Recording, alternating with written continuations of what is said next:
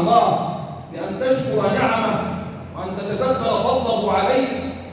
الخليفة العباسي هارون الرشيد المشهور الزاهد العابد الناسك، سيدنا الخليفة العباسي هارون الرشيد جلس معه أحد الوعاظ يوما فطلب هارون ماء ليشرب وأمسك بالكوب في يده، فقال له الواعظ: يا أمير المؤمنين، قبل أن تشرب بالله عليك أسألك، لو منعت هذه الشربة اللي أنت طلبتها بكم كنت تشتريها؟ قال: أشتريها بنصف ملكي. لو أنا عم بشرب مش لاقي مية أشتريها بنصف الملك بتاعي. قال له: اشرب هنيئا لك يا أمير المؤمنين. شرب هارون الرشيد، وبعد أن شرب قال له: يا أمير المؤمنين، بالله عليك لو منعت خروج هذه الشربة من جسمك، ما بديش تطلع من جوه يعني، بكم كنت تشتري إخراجها؟ قال: أشتريه بملكي كله، أشتريها بملكي كله.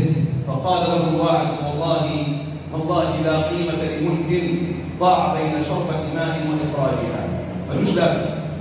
ملك الدنيا كله ما يسويش انك تشرب شوية مية وتطلعهم تاني من جسمك وتخرجهم من جسمك. ملك الدنيا لا يساوي هذا. زي ما قال سيدنا النبي صلى الله عليه وسلم، قال: يا الحمد لله الذي أطعم وسقى وسوغه وجعل له مخرجا. من نعم الله علينا مولانا، هذا من فضل الله علينا.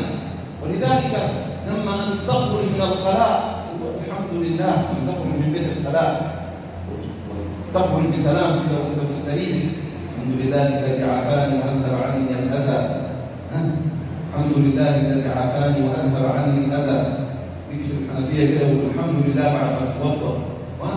معنا رجل والله ربما يصلي معنا، يكون يصلي معنا الآن، يعمل في بريد زهير، رجل طيب.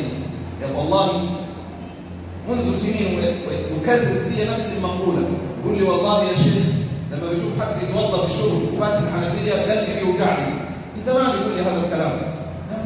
شوف هذه والله هنيئا له هذا الإحساس مع الله. يا رجل عنده إحساس بنعمة الله. يقول: والله لما بشوف حد جنبي فاتح الحنفية أنا بنصحه، يقول: بتضايق، اقفلها شوية، اقفلها شوية، خذ ما يكفيك، لا تفتح الماء على آخره هكذا، لا تفتح